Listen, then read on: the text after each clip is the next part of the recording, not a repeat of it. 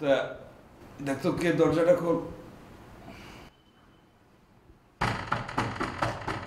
কিরে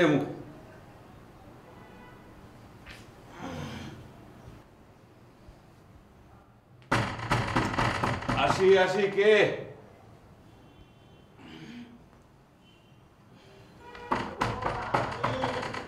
আসতেছি, দাঁড়ান। কে? খালু আপনি?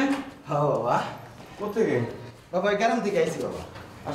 গ্রাম থেকে ওই নাইট পুষে আইছি বাবা। গাবতলি নাই না, তারপরে বাসে করে তোমারে নাইলাম বাবা। আসুন আসুন, বসুন। আনা বসুন। বল। তা কি ব্যাপার? পরে চিনতে পারছো বাবা? ও বিউটি না? হ, তুমি তো এই ছোটবেলায় দেখছ যখন পাতাইলা গুলি আছিল। বাবা আমি ওর ব্যাপারে তোমার কাছে আইছি। ওকে কি ঢাকায় কলেজে ভর্তি করাবেন? সাত তো আছিল, কিন্তু আমার কি আর এই সামর্থ্য আছে বাবা? ওর একটা বিয়ে ঠিক করছি। ছেলেটা খুবই ভালো, বিয়ে পাস, বাজার একটা দোকান আছে, পাইকারি ব্যবসা। তাহলে তো খুবই ভালো, বিয়ে দিয়ে দেন। বাবা রে, বিয়ে তো দিমু, কিন্তু একটুর জন্য আটকে গেছি। মানে কি, পাত্রপক্ষ যৌতুক চায় নাকি? যৌতুকের মধ্যে কিন্তু আমরা নেই, আপনি বিয়ে দেবেন না। না না না, যৌতুক চায় না। যৌতুক হইলে তো আমি বিয়ে দিতাম না, কিন্তু বাবা আটকে গেছি অন্য জায়গায়। আচ্ছা কি হয়েছে আমাকে একটু পরিষ্কার করে বলেন তো। তোমার খালা বাইসা থাকতে তার একটা স্বপ্নের কথা আমারে কইছিল। বিউটির বিয়ার সময় এক ভরি ওজনের সোনা দিয়ে তারে গয়না বানিয়ে দেওয়ার চাইছিল। তখন তো আমার অবস্থা ভালো আছিল, তার আমি কথাও দিছিলাম। কিন্তু বাবা এখন তো আমার নুন আনতে পান্তা ফুরায়। এখন যদি বাবা আমি ওরে গয়না বানিয়ে দিবেন না পারি, তাহলে তোমার খালা তো পরকালে যে আমার ভুল বুঝবো। আমি তার কি জবাব দিব বাবা?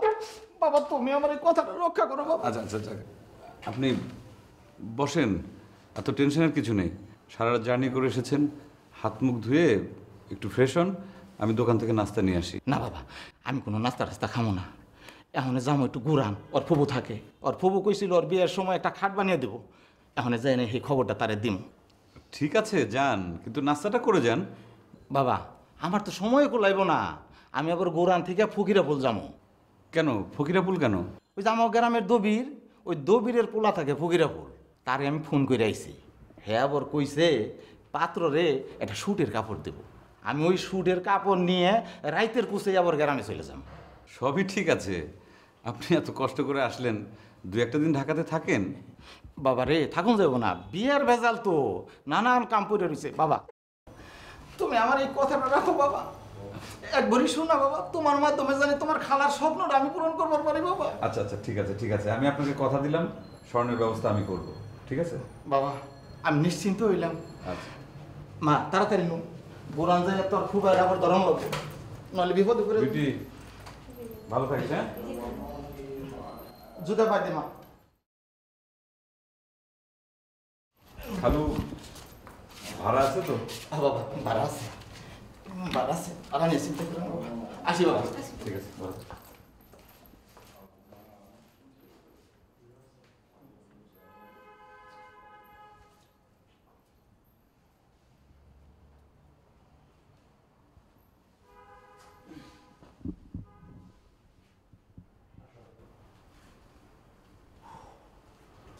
কিরে কথা বললি, কে আসছিল?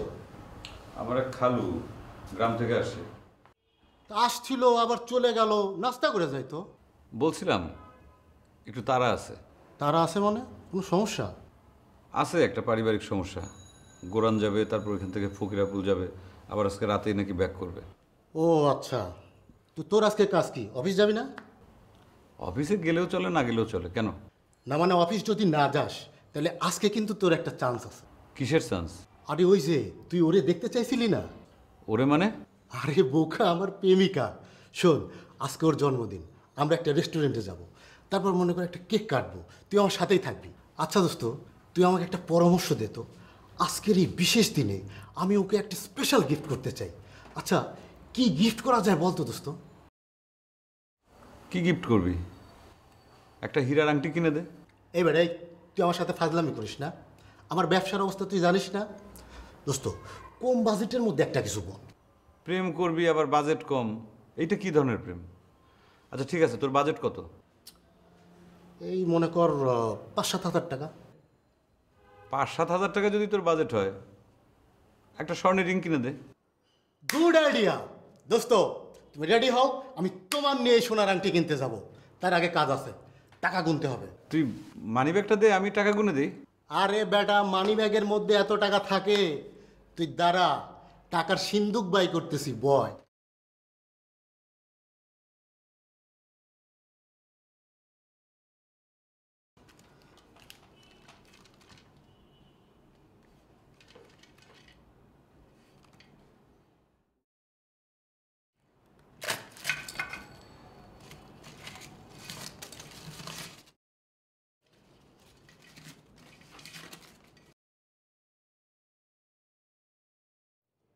মাহমুদ, মাহমুদ, দোস্ত আমি বাথরুমে তোর বাথরুমের গুলি মারি, তুই তাড়াতাড়ি এই জায়গায় আয়।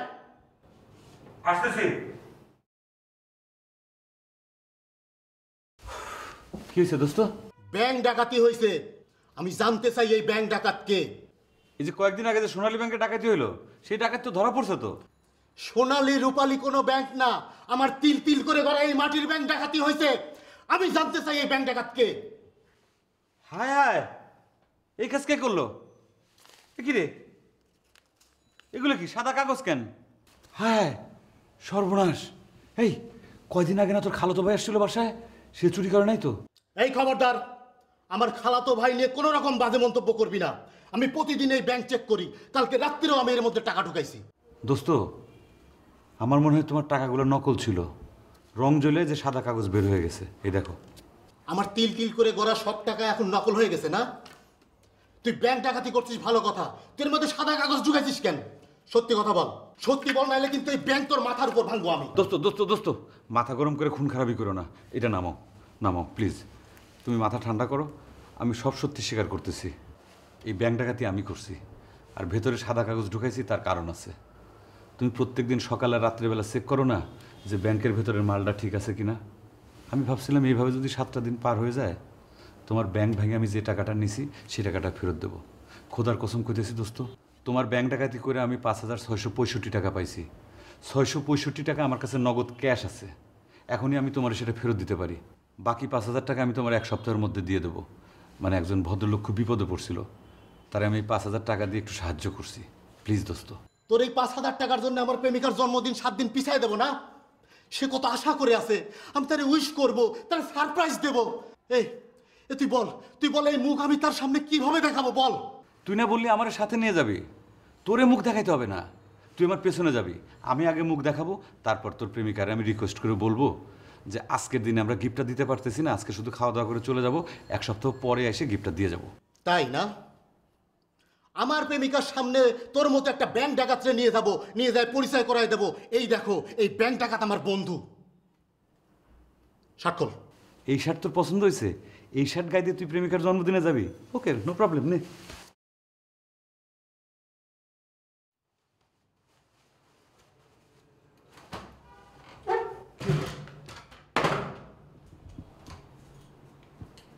কি ব্যাপার দোস্ত, তুমি আল্লাহ থেকে কাপড় চোপড় নামাইতেছো কিসের জন্য? আরে আর আমি কি সুন্দর করে গুছায় রাখছি, তুই কি করতেছিস এগুলা? এই যে জামাটা ছিল, আরে আরে জুতা দিচ্ছিস কি? এই তুই জুতা নিচ্ছিস কিসের জন্য?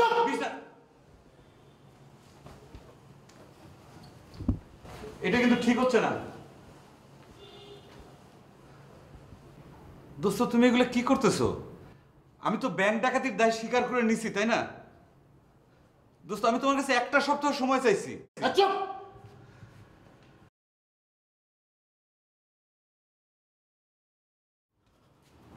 দোস্ত আমার ঘড়ি। আমি তো ব্যাংক ডাকাতির দায় স্বীকার করছি, তাই না? তুই টেলিভিশনে কই যাস? আরে এটা দোস্ত, এসব নিয়ে তুমি কই যাও? তোর সমস্ত মালামাল আমি ক্রয় করলাম। এই সব মাল আমি নিলামে তুলবো, ফুটপাতে দাঁড়াবো। যদি নিলামে বিক্রি নাও হয়, কেজি দরে বিক্রি করে দেবো। তারপরেও আজকে আমার প্রেমিকার জন্মদিনের সোনার আংটি কিনবই। দোস্ত আমার বেতনের প্রথম টাকা দিয়ে টিভিটা আমি কিনছিলাম, এটা নিও না দোস্ত প্লিজ। আর একটা কথা কবে টিভি তোর মাথার উপরে ভাঙবে। আচ্ছা আচ্ছা আচ্ছা, ঠিক আছে ঠিক আছে।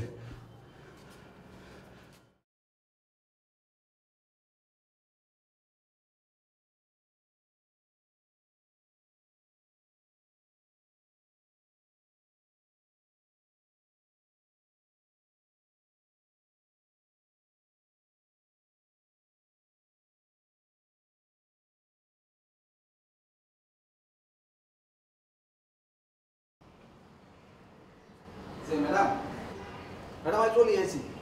ওই যে গলির মাথা। হ্যাঁ ম্যাডাম, না না না উপরে যেতাম না ম্যাডাম। বলছি কি ম্যাডাম, গোপন কথা তো, চাকর বাকর আছে না, কেউ নিহালে আবার বিপদ হয়েছে। জি ম্যাডাম, আপনি যদি একটু জি madam, thank you thank you.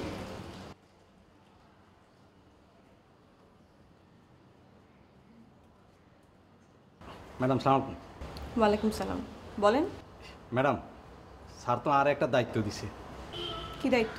ওই যে মাহমুদ সাহেব আছে না, আঙ্গ অফিসের মাহমুদ সাহেব, ওই যে গাড় ধাক্কা দিয়ে সার্জারে বাইর করে দিল। হ্যাঁ জানি তো। ওই যে হেতের লয়ে কি আপনার কোনো সম্পর্ক আছে না? হোয়াট? ম্যাডাম আমি জানতাম চাই না, ওই যে স্যার সন্দেহ করছে। স্যার আপনাকে কি বলেছে? স্যার বলছে যে ওই যে মাহমুদ সাহেবের লগে আপনার কোনো সম্পর্ক আছে কিনা এটা একটু খুঁজে বাইর করে নিলে। তো স্যার আপনাকে দায়িত্ব দিয়েছে, আপনি খুঁজে বের করেন। আমার কাছে আসছেন কেন? ম্যাডাম যে কি এখন স্যার কইলে কি হইব নাকি? আমি তো জানি এই কোম্পানির অর্ধেক মালিক আপনি, আপনার একটা সে আছে না ম্যাডাম। তাহলে এখন আপনি কি বলতে চান? ম্যাডাম, মাহমুদ সাহেবের লগে যদি আপনার কোনো প্রকার সম্পর্ক থাকিও থাকে, আপনি কিন্তু আরে খুলি বলতাম হারেন। স্যারের গোল খাওয়ানোর দায়িত্ব আর। ঘোল খাওয়াতে পারবেন? কি এখন ম্যাডাম, আপনি খালি বলিছেন না, আপনি লাগে একসাথে জান দি ফেলাম। ঠিক আছে, আপনি আপনার স্যারকে গিয়ে বলবেন মাহমুদ সাহেবের সাথে আমার একটা বিশেষ সম্পর্ক আছে। কিরকম বিশেষ সম্পর্ক? আমি ওনাকে বিয়ে করতে চাই। হ্যাঁ ম্যাডাম, আপনি এখন কি এখন, আপনি কি হাগলে গেছেন নি কোনো? কি? আপনি কি মাথার তার ছিঁড়ে গেছেনি ম্যাডাম? ম্যাডাম আপনি মনে হয় জানেন না, বেটার তো চাকরি চলে গেছে, বেকার। আর ম্যাডাম আমি কলম হাতের তুন বেশি টিয়া বেতন হয়। ওনার কত বেতন ছিল সেটা আমার জানার দরকার নেই। ওনার চাকরি চলে গেছে সেটাও আমি জানি। তারপর আমি সিদ্ধান্ত নিয়েছি আমি ওনাকেই বিয়ে করব। এটা আপনি আপনার স্যারকে গিয়ে বলবেন। ম্যাডাম আপনি বললে তো আমি বলতে বাধ্য, তবু আপনার ভালো লাগে আপনি যদি একবার ফাইনাল ক্যালকুলেশন করতেন। ক্যালকুলেশন করতে হবে? জি ম্যাডাম, করলে ভালো হয়। আপনার কাছে ক্যালকুলেটর আছে? জি না, জি মোবাইল আছে। বের করেন। জি জি ক্যালকুলেটর বের করেন। জি ম্যাডাম।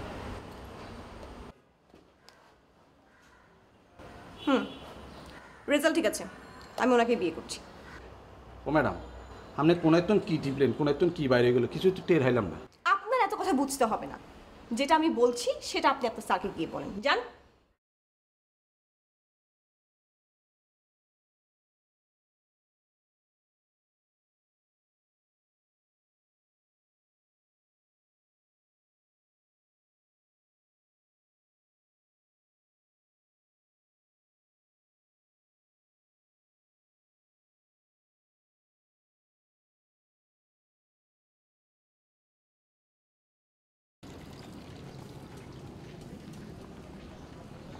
দাঁড়ান তো, এই দাঁড়ান তো।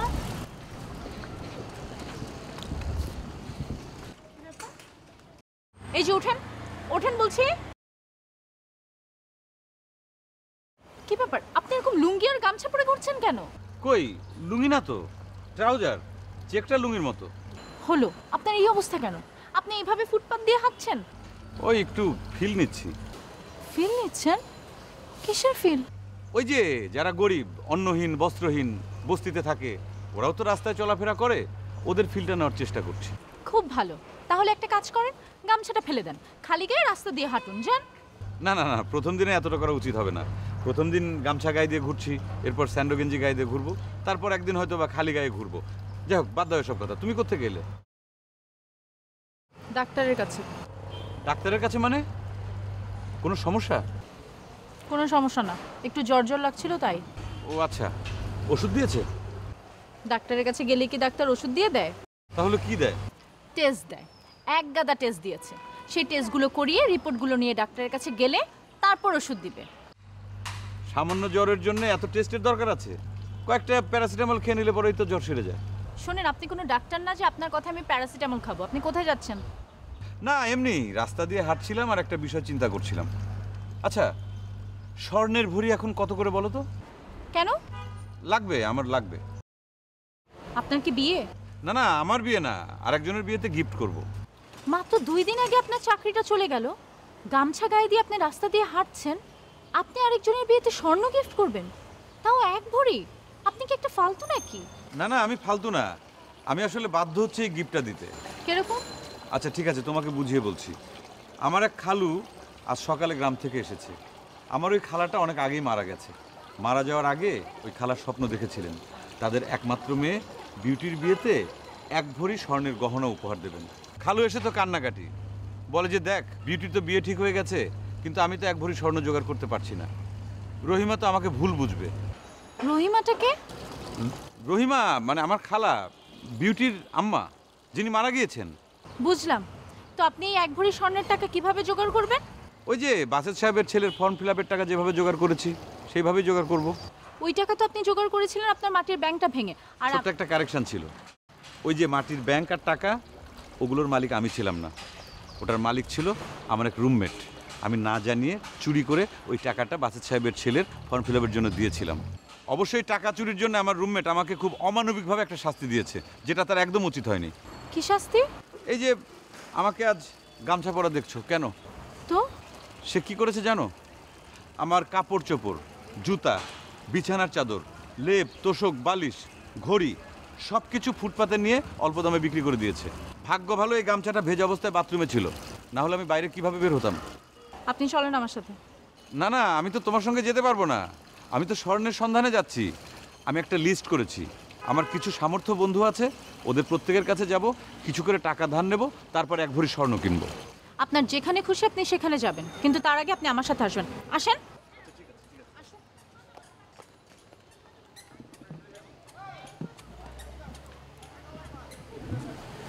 আই মামা যান তো। মানে বিষয়টা হচ্ছে কি যে মানুষের যদি উপকার করতে যাই তাহলে তো একটু কষ্ট করতে হবে, তাই না? আপনি আর কোনো কথা বলেন না।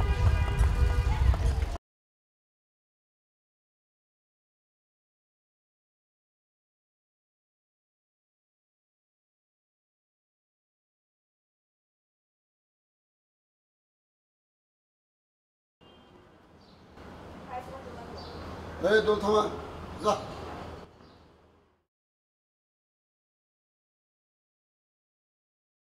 ভাইয়া, তোমার তদন্ত রিপোর্টের কি খবর? রিপোর্ট কেমনে দিমুরে বইন? তদন্ত কমিটির চেয়ারম্যান, সদস্য সচিব, সদস্য 3 জনরে এক জায়গায় বইতেই পারতেছি না, কোরামি পূরণ হইতেছে না, কেমনে দিমু রিপোর্ট? তুমি না বলেছিলে তোমার 3 জনই 1 জন, তাহলে আবার কোরামের প্রশ্ন আসছে কেন? একজন হয়ে সব সমস্যা হয়েছে, বুঝছো? আমি তদন্ত কমিটির চেয়ারম্যান, সদস্য সচিবরে কইলাম আসেন আমরা বসি, একটা সিদ্ধান্ত দেই, তদন্ত করি। হ্যাঁ মেরে কয় স্যার, ওই যে ট্রাক ড্রাইভারে তো থানার মধ্যে বাইন্দা রাখছে, হ্যাঁ রে ছুটে এলোই, তারপরে এনে আসি। সদস্যরে কইলাম সদস্য সচিব ব্যস্ত, তুমি আসো মিটিংয়ে বসি, একটা সিদ্ধান্ত দিই। হ্যাঁ কয় স্যার, আজ তো ব্যাংকে কোটি কোটি টাকার মামলা, কোটি কোটি টাকার মিটিং, এই যে থুয়া কেমনে আসি, আগে ওইটা সারি, তারপর বাটপাড়ের মিটিং করুন। তাহলে আমি রিপোর্টটা কখন পাচ্ছি? 3 জন এক লগে বইতে পারলেই সিদ্ধান্তটা দিমুরে বইন, ততদিন তুমি একটু ধৈর্য ধরো। আমার কিন্তু একটা সন্দেহ হইতেছে। কি সন্দেহ? আমি বিশ্বস্ত সূত্রে খবর পাইছি, ওই ছোট লোক বিরাট অভিনেতা, মেয়ে মানুষ পটানির ওস্তাদ। যদি তোমারে ছলে বলে কৌশলে পটায় ফেলায়, যদি তুমি কয়ে ফেলাও আই লাভ ইউ, আমি তোমারে বিয়া করুম, তাইলেই তো সর্বনাশ। ভাইয়া, আমি ওকেই বিয়ে করব। এই যে যা ভাবছিলাম তাই, তুমি যদি ওই সারারে বিয়া করো, আমার করার কিছু নাই, কিন্তু তাইলে তুমি পৃথিবীর ইতিহাস উল্টায় দিবা। মানুষ ইতিহাস থেকে শিক্ষা নেয়, ইতিহাস থেকে জ্ঞান আরোহণ করে, তুমি একজন শিক্ষিত মেয়ে হিসাবে ইতিহাস উল্টায় দিবা, এইটা কি উচিত? কি সব উল্টাপাল্টা কথা বলছো? এসবের মানে কি? মানে বুঝো না? রোম নগরী ধ্বংস হয়েছিল কি লেগে? এক শ্রেণীর লেগে। তোমার আমার সয় সম্পত্তি, ব্যবসা বাণিজ্য, ভাই বোনের সাম্রাজ্য ধ্বংস হইব যদি তুমি ওই সারারে বিয়ে করো, ওই সারার লেগে। ভাইয়া, তুমি আমাকে খুব ভালো করে চেনো। আচ্ছা, আমি তোমার সাম্রাজ্য ধ্বংস করব না, ওকে বিয়েও করব না, বাট তুমি ওর চাকরি ওকে ফেরত দিবে। আর যদি না দাও তাহলে সিদ্ধান্ত ওইটাই, আমি ওকেই বিয়ে করব। বোন রে, আর কটা দিন সময় দাও, তদন্তের রিপোর্টটা তৈরি হোক। যদি রিপোর্টে প্রমাণিত হয় ওই সেরা নির্দোষ, আমি তোমারে কথা দিলাম তোমার বিয়ের আয়োজন আমি করুম। পুরান ঢাকার যত ঘোড়ার গাড়ি আছে সব ঘোড়ার গাড়ি আইনা আমগো বাড়ির সামনে লাইন ধরামু। ঢাকা শহরের যত ব্যান্ড পার্টি আছে, কি ঢাকা শহর, বৃহত্তর ঢাকা বিভাগের যত ব্যান্ড পার্টি আছে সব ফিরে নিয়ে আসুম, বাজা বাজনা অস্থির করে ফেলামু। সারা দেশের সব ফুলের দোকান খালি, ফুল এনে ঢুকামু তোমার বাসর ঘরে, খাট রাখার জায়গা থাকবো না, ফুলের উপরে ফুলসজ্জা। কিন্তু যদি প্রমাণ হয় ওই সেরা বাটপার, তখন একটা বাটপার রে বিয়ে করা তোমার ঠিক হইব। ভাইয়া কালকে সকালের মধ্যেই তুমি আমাকে রিপোর্ট দিবা।